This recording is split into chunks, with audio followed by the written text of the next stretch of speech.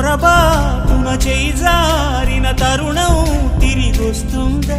ప్రతి పూటొక పుటలా తన పాఠం వివరిస్తుందా?